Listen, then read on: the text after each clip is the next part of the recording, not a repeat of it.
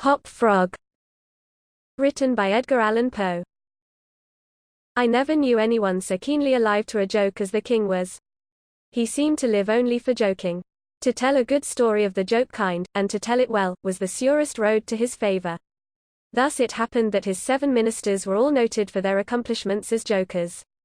They all took after the king, too, in being large, corpulent, oily men, as well as inimitable jokers.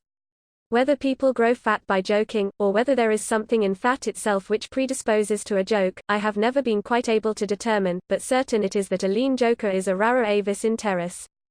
About the refinements, or, as he called them, the ghost of wit, the king troubled himself very little. He had an especial admiration for breadth in a jest, and would often put up with length, for the sake of it.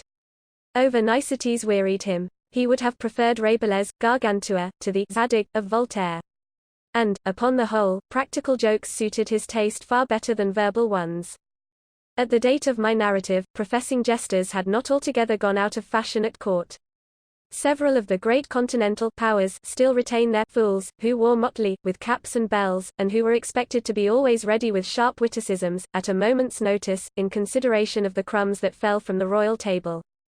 Our king, as a matter of course, retained his fool. The fact is, he required something in the way of folly, if only to counterbalance the heavy wisdom of the 7 wise men who were his ministers, not to mention himself. His fool, or professional jester, was not only a fool, however. His value was trebled in the eyes of the king, by the fact of his being also a dwarf, and a cripple. Dwarfs were as common at court, in those days, as fools, and many monarchs would have found it difficult to get through their days. Days are rather longer at court than elsewhere, without both a jester to laugh with, and a dwarf to laugh at. But, as I have already observed, your jesters, in 99 cases out of 100, are fat, round, and unwieldy. So that it was no small source of self-gratulation with our king that, in HopFrog, this was the fool's name, he possessed a triplicate treasure in one person. I believe the name HopFrog was not that given to the dwarf by his sponsors at baptism, but it was conferred upon him, by general consent of the several ministers, on account of his inability to walk as other men do. In fact, HopFrog could only get along by a sort of interjectional gait, something between a leap and a wriggle, a movement that afforded illimitable amusement, and of course consolation, to the king, for, notwithstanding the protuberance of his stomach and a constitutional swelling of the head, the king, by his whole court, was accounted a capital figure. But although HopFrog, through the distortion of his legs, could move only with great pain and difficulty along a road or floor, the prodigious muscular power which nature seemed to have bestowed upon his arms, by way of compensation for deficiency in the lower limbs, enabled him to perform many feats of wonderful dexterity, where trees or ropes were in question, or anything else to climb. At such exercises he certainly much more resembled a squirrel, or a small monkey, than a frog. I am not able to say, with precision, from what country HopFrog originally came. It was from some barbarous region, however, that no person ever heard of, a vast distance from the court of our king. HopFrog, and a young girl very little less dwarfish than himself, although of exquisite proportions, and a marvelous dancer, had been forcibly carried off from their respective homes in adjoining provinces, and sent as presents to the king, by one of his ever-victorious generals. Under these circumstances, it is not to be wondered at that a close intimacy arose between the 2 little captives. Indeed, they soon became sworn friends. HopFrog, who, although he made a great deal of sport, was by no means popular, had it not in his power to render Trippetta many services, but she, on account of her grace and exquisite beauty, although a dwarf, was universally admired and petted, so she possessed much influence, and never failed to use it, whenever she could, for the benefit of HopFrog. On some grand state occasion, I forgot what, the king determined to have a masquerade, and whenever a masquerade or anything of that kind occurred at our court, then the talents, both of HopFrog and Trippetta, were sure to be called into play.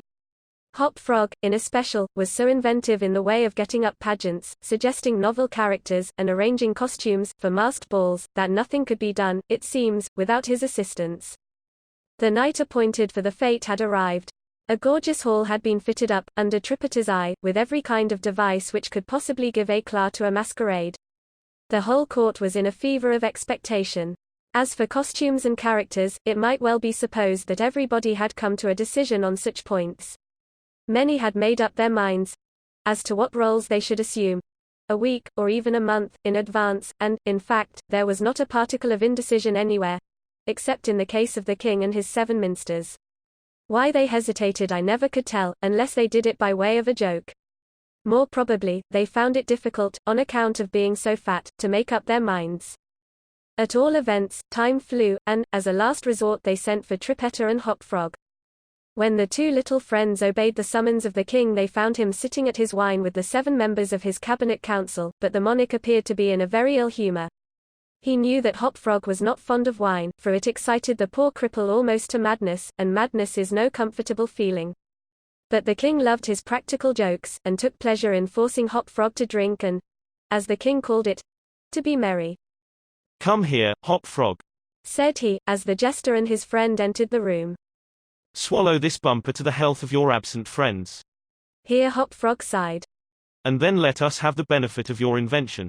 We want characters, man, something novel, out of the way. We are wearied with this everlasting sameness.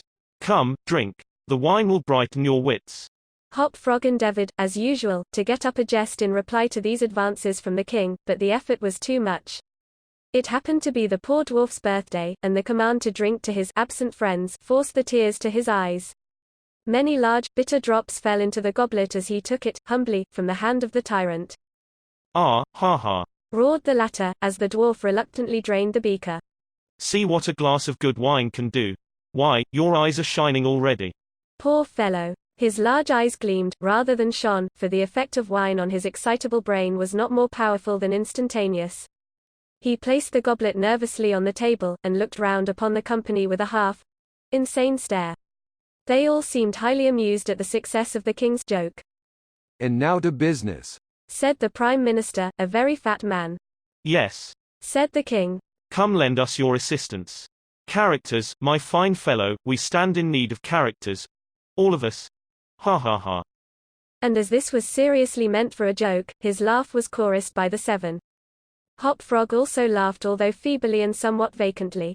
Come, said the king, impatiently. "Have you nothing to suggest?" "I am endeavoring to think of something novel," replied the dwarf, abstractedly, for he was quite bewildered by the wine. "Endeavoring," cried the tyrant, fiercely. "What do you mean by that? Ah, I perceive. You are sulky, and want more wine. Here, drink this." And he poured out another goblet full and offered it to the cripple, who merely gazed at it, gasping for breath. "Drink, I say," shouted the monster. "Or by the fiends." The dwarf hesitated. The king grew purple with rage. The courtiers smirked. Trippetta, pale as a corpse, advanced to the monarch's seat, and, falling on her knees before him, implored him to spare her friend. The tyrant regarded her, for some moments, in evident wonder at her audacity. He seemed quite at a loss what to do or say, how most becomingly to express his indignation.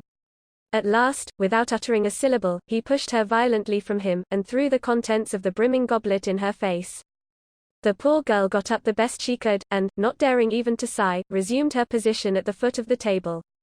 There was a dead silence for about half a minute, during which the falling of a leaf, or of a feather, might have been heard.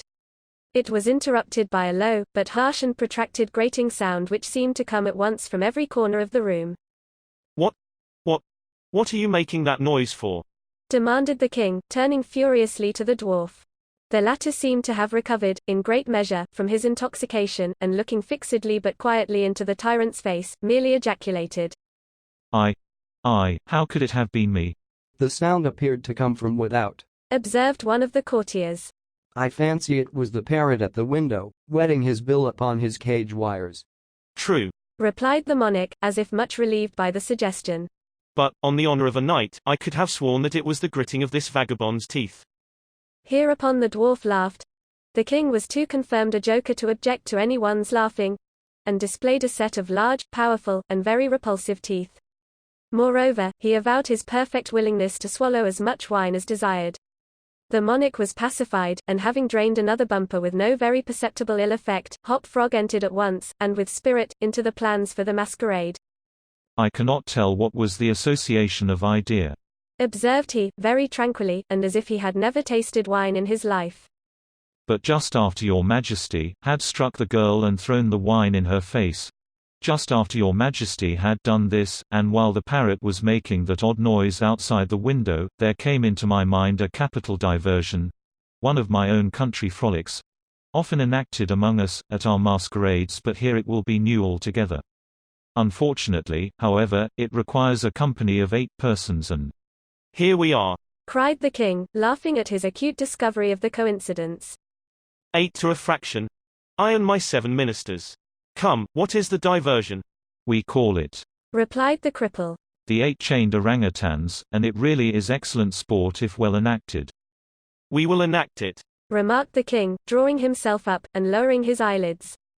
The beauty of the game, continued HopFrog, lies in the fright it occasions among the women. Capital, roared in chorus the monarch and his ministry. I will equip you as orangutans. Proceeded the dwarf. Leave all that to me. The resemblance shall be so striking, that the company of masqueraders will take you for real beasts, and of course, they will be as much terrified as astonished. oh, this is exquisite. Exclaimed the king. HopFrog, I will make a man of you. The chains are for the purpose of increasing the confusion by their jangling. You are supposed to have escaped, en masse, from your keepers. Your Majesty cannot conceive the effect produced, at a masquerade, by 8 chained orangutans, imagined to be real ones by most of the company, and rushing in with savage cries, among the crowd of delicately and gorgeously habited men and women. The contrast is inimitable. It must be, said the king, and the council arose hurriedly, as it was growing late, to put in execution the scheme of HopFrog.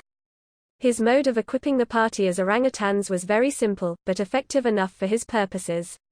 The animals in question had, at the epoch of my story, very rarely been seen in any part of the civilized world, and as the imitations made by the dwarf were sufficiently beast-like and more than sufficiently hideous, their truthfulness to nature was thus thought to be secured.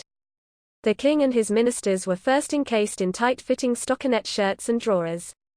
They were then saturated with tar.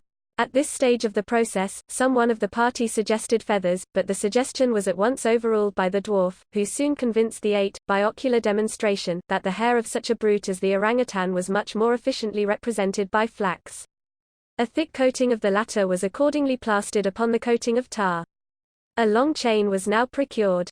First, it was passed about the waist of the king, and tied, then about another of the party, and also tied, then about all successively, in the same manner.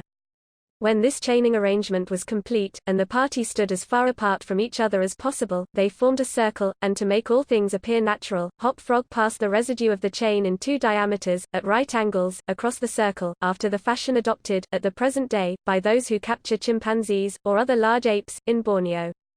The grand saloon in which the masquerade was to take place, was a circular room, very lofty, and receiving the light of the sun only through a single window at top.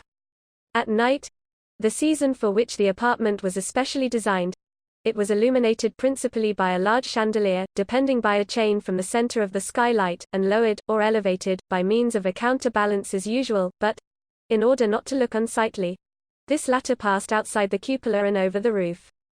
The arrangements of the room had been left to Trippetta's superintendence, but, in some particulars, it seems, she had been guided by the calmer judgment of her friend the dwarf. At his suggestion it was that, on this occasion, the chandelier was removed. Its waxen drippings, which, in weather so warm, it was quite impossible to prevent, would have been seriously detrimental to the rich dresses of the guests, who, on account of the crowded state of the saloon, could not all be expected to keep from out its center, that is to say, from under the chandelier. Additional sconces were set in various parts of the hall, out of the war, and a flambeau, emitting sweet odor, was placed in the right hand of each of the caryatides that stood against the wall, some 50 or 60 altogether.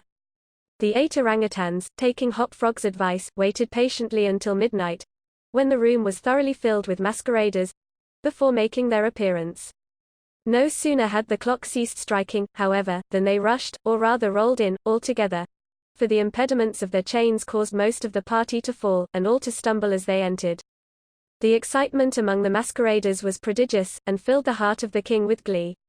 As had been anticipated, there were not a few of the guests who supposed the ferocious-looking creatures to be beasts of some kind in reality, if not precisely orangutans. Many of the women swooned with affright, and had not the king taken the precaution to exclude all weapons from the saloon, his party might soon have expiated their frolic in their blood. As it was, a general rush was made for the doors, but the king had ordered them to be locked immediately upon his entrance, and, at the dwarf's suggestion, the keys had been deposited with him. While the tumult was at its height, and each masquerader attentive only to his own safety, For, in fact, there was much real danger from the pressure of the excited crowd. The chain by which the chandelier ordinarily hung, and which had been drawn up on its removal, might have been seen very gradually to descend, until its hooked extremity came within 3 feet of the floor. Soon after this, the king and his 7 friends, having reeled about the hall in all directions, found themselves, at length, in its center, and, of course, in immediate contact with the chain. While they were thus situated, the dwarf, who had followed noiselessly at their heels, inciting them to keep up the commotion, took hold of their own chain at the intersection of the 2 portions which crossed the circle diametrically and at right angles.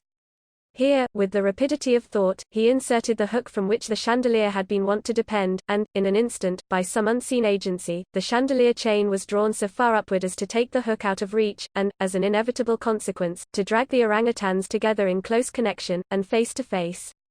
The masqueraders, by this time, had recovered, in some measure, from their alarm, and, beginning to regard the whole matter as a well-contrived pleasantry, set up a loud shout of laughter at the predicament of the apes. "Leave them to me," now screamed HopFrog, his shrill voice making itself easily heard through all the din. "Leave them to me. I fancy I know them. If I can only get a good look at them, I can soon tell who they are." Here, scrambling over the heads of the crowd, he managed to get to the wall, when, seizing a flambeau from one of the caryatides, he returned, as he went, to the center of the room, leaping, with the agility of a monkey, upon the king's head, and thence clambered a few feet up the chain, holding down the torch to examine the group of orangutans, and still screaming, "I shall soon find out who they are." And now, while the whole assembly, the apes included, were convulsed with laughter, the jester suddenly uttered a shrill whistle, when the chain flew violently up for about 30 feet, dragging with it the dismayed and struggling orangutans, and leaving them suspended in mid-air between the skylight and the floor. HopFrog, clinging to the chain as it rose, still maintained his relative position in respect to the 8 maskers, and still, as if nothing were the matter, continued to thrust his torch down toward them, as though endeavoring to discover who they were. So thoroughly astonished was the whole company at this ascent, that a dead silence, of about a minute's duration, ensued. It was broken by just such a low, harsh, grating sound, as had before attracted the attention of the king and his counselors when the former threw the wine in the face of Trippetta. But, on the present occasion, there could be no question as to whence the sound issued. It came from the fang-like teeth of the dwarf, who ground them and gnashed them as he foamed at the mouth, and glared, with an expression of maniacal rage, into the upturned countenances of the king and his 7 companions. "Aha!" said at length the infuriated jester. "Aha! I begin to see who these people are now." Here, pretending to scrutinize the king more closely, he held the flambeau to the flaxen coat which enveloped him, and which instantly burst into a sheet of vivid flame. In less than half a minute the whole 8 orangutans were blazing fiercely, amid the shrieks of the multitude who gazed at them from below, horror-stricken, and without the power to render them the slightest assistance. At length the flames, suddenly increasing in virulence, forced the jester to climb higher up the chain, to be out of their reach, and, as he made this movement, the crowd again sank, for a brief instant, into silence. The dwarf seized his opportunity, and once more spoke. "I now see distinctly," he said, "what manner of people these maskers are. They are a great king and his 7 privy councillors, a king who does not scruple to strike a defenceless girl and his 7 councillors who abet him in the outrage. As for myself, I am simply HopFrog, the jester, and this is my last jest." Owing to the high combustibility of both the flax and the tar to which it adhered, the dwarf had scarcely made an end of his brief speech before the work of vengeance was complete. The 8 corpses swung in their chains, a fetid, blackened, hideous, and indistinguishable mass. The cripple hurled his torch at them, clambered leisurely to the ceiling, and disappeared through the skylight. It is supposed that Trippetta, stationed on the roof of the saloon, had been the accomplice of her friend in his fiery revenge, and that, together, they effected their escape to their own country. For neither was seen again.